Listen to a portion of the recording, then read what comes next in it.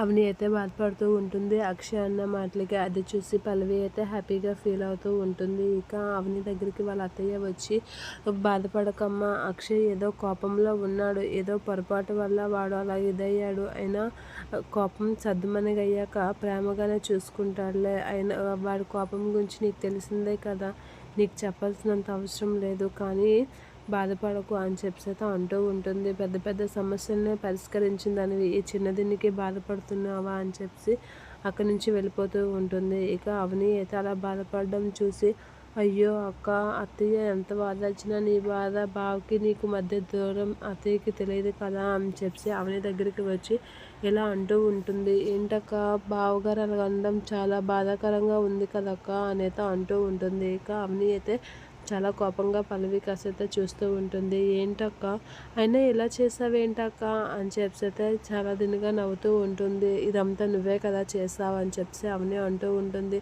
చాలా జీనియస్ అక్క, నువ్వు కనిపెట్టలేవు అనుకున్నాను కానీ బాగానే కనిపెట్టేశావు, నాకు తెలుసు నువ్వు కనిపెట్టేస్తావని అని అంటూ ఉంటుంది. ఆ మాటలకి అలా చూస్తూ ఉంటుంది అవని. ఇక అవునక్క, నేనే చేశాను అని అనేసరికి పల్లవికైతే చెంప చెల్లుమనిపించి కొడుతూ ఉంటుంది. అవని అలా కొట్టేసి ఆ వార్నింగ్ ఇస్తూ ఉంటుంది. అయినా పల్లవి పట్టించుకోకుండా అవని కాసి చూస్తూ, ఏంటక్క, చెంపదెబ్బ కొట్టేస్తే మాత్రం నేను మారిపోతాను అనుకుంటున్నావా, నేను ఎలా మారుతాను, చెంపదెబ్బ కొట్టినా మారిన క్యారెక్టర్ నీకు తెలుసు కూడా, ఎందుకక్క నీ ఎనర్జీ వేస్ట్ చేసుకుంటావు, ఈ రోజుల్లో కరోనాకి కూడా మందు కనిపెట్టేశారు, అలాంటిది చెంపదెబ్బ కొట్టేస్తే మాత్రం నేను మారిపోతానా, నిన్ను బావని విడదీసి మీ ఇద్దరి మధ్యనే దూరం పెంచగల కెపాసిటీ నాలో ఉంది అనేది అంటూ ఉంటుంది. ఏంటి తెలివితేటలు వాడుతున్నావా, తెలివైందని అని ఫీల్ అవుతున్నావా అని చెప్పి అవని గట్టిగా అంటూ ఉంటుంది.